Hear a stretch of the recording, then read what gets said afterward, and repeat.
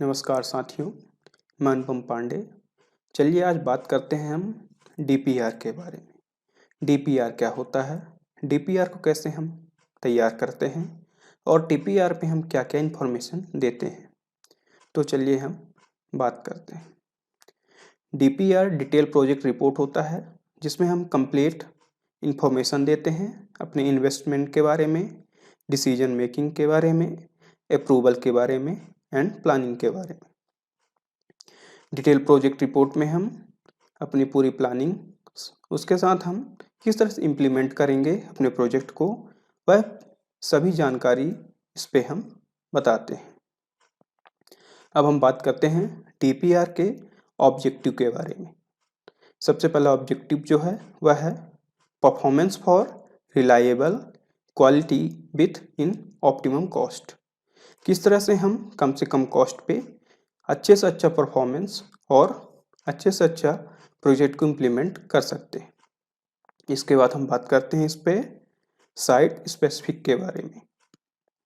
Then हम अपना next objective है वह है डिटेल कॉस्ट एस्टिमेशन, पे back period and return on investment के बारे में।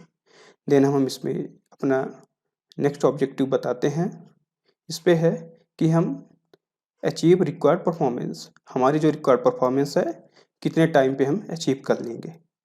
देन हम बात करते हैं इस पे मेथोडोलॉजी ऑफ प्रोजेक्ट अप्रिसिएशन के बारे में। चलिए बात करते हैं हम brief description of the project area, जिसमें फर्स्ट पॉइंट आता है नेम ऑफ यूटिलिटी। देन हम नेक्स्ट देखते हैं डिस्ट्रिक्ट, टाउन, विलेज, ये किस जगह पे हमारा प्रोजेक्ट जो है इम्प्लीमेंट होगा। देन हम देखते हैं लोकेशन, जिस पे आता है लेटीट्यूड एंड लॉन्गिट्यूड। देन हम देखते हैं इस पे किस तरह का एरिया है, कितनी पॉपुलेशन है और वहाँ पास किस तरह की बाउंड्रीज हैं। देन हम चेक करते हैं क्लाइमेट कंडीशन के बारे में, क्या वहाँ का क्लाइमेट हमारे प्रोजेक्ट के अनुसार है या नहीं है। देन हम बात करते हैं status of development, access of electricity. Then हम इस पे देखते हैं इकोनॉमिक स्ट्रक्चर, जैसे कि सोशियो इकोनॉमिक फीचर्स।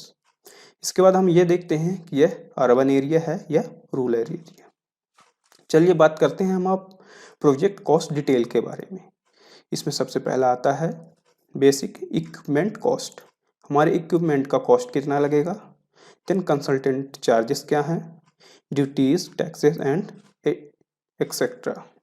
देन हम देखते हैं इसमें एक्साइज ड्यूटी कितना लगेगा, कस्टम ड्यूटी कितना लगेगा एंड सेल टैक्स। देन हम बात करते हैं raw material, man power of cost, engineering project management, supervision and interest during construction. Next point है जो हमारा है वह है प्रोजेक्ट इन्वेस्टमेंट क्राइटेरिया के बारे में।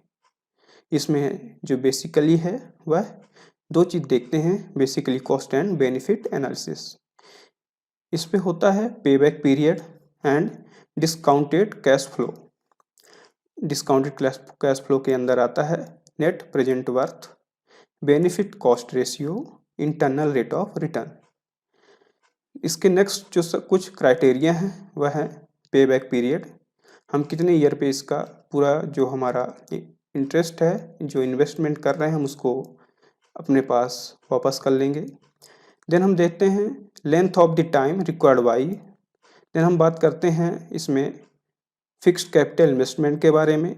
देन हम इस पे देखते हैं कैश इनफ्लो एंड और नेट बेनिफिट्स पर ईयर। चलिए हम बात करते हैं डीपीआर के बेसिक स्ट्रक्चर के बारे में। इसमें क्या क्या जानकारी हम देते हैं। उसमें सबसे पहला आता है title page, name, affiliation, date.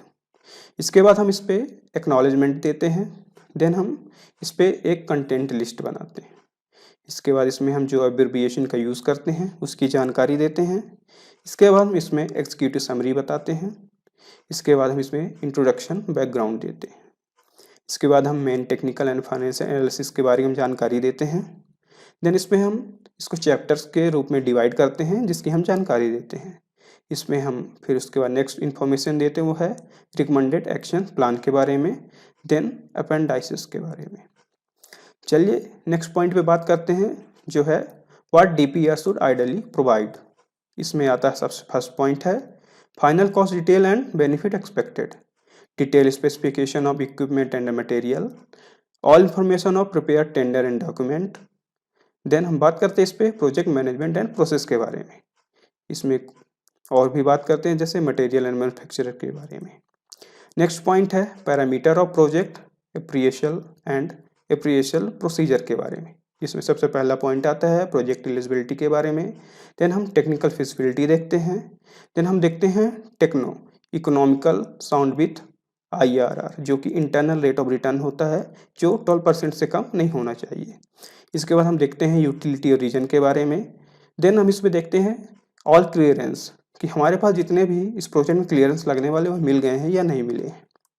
Then हम रिव्यू प्रोजेक्ट करते हैं, उसमें देखते हैं एग्जिस्टिंग और प्रोपेस सिस्टम क्या था, डिमांड सप्लाई सिनेरियो कैसा है, अल्टरनेटिव कंसीडर कि हमारे साथ इसमें अल्टरनेटिव क्या क्या चीज़ें जोड़ सकते हैं।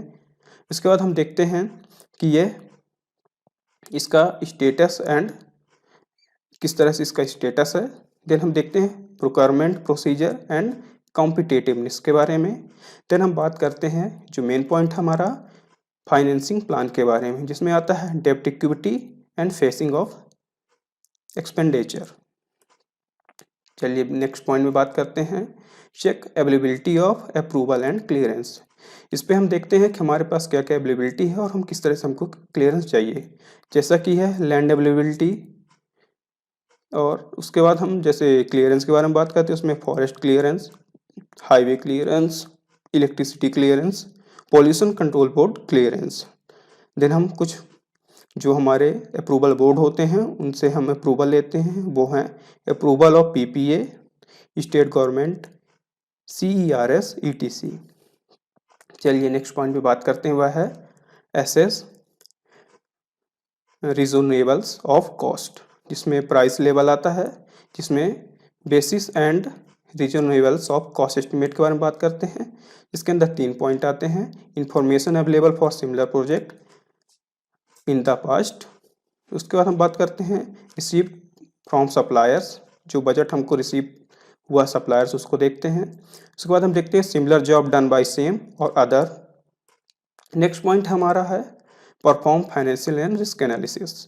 इसमें हम अपने परफॉर्मेंस फाइनेंशियल परफॉर्मेंस के बारे में और उसके रिस्क एनालिसिस के बारे में हम इसमें पता करते हैं। इसमें हम देखते हैं कैलकुलेट करते हैं FIRR एंड EIRR। FIRR का मतलब होता है financial internal rate of return होता है, एंड EIRR का मतलब होता है economical internal rate of return. उसके बाद हम इसमें रिस्क के बारे में पता करते हैं, जैसे pre implementation, implementation, post implementation. चलिए ये हुआ हमारा DPR। हम DPR में यही सभी पूरी जानकारी देते हैं, हम अपने पूरे प्लान के बारे में जानकारी देते हैं, किस तरह से इम्प्लीमेंट करने वाले हैं उसकी जानकारी देते हैं, और हमारा इसमें क्या इन्वेस्टमेंट होगा, इससे क्या फ़ायदा होगा, इसकी पूरी जानकारी देते हैं। धन्यवाद आप सभी का।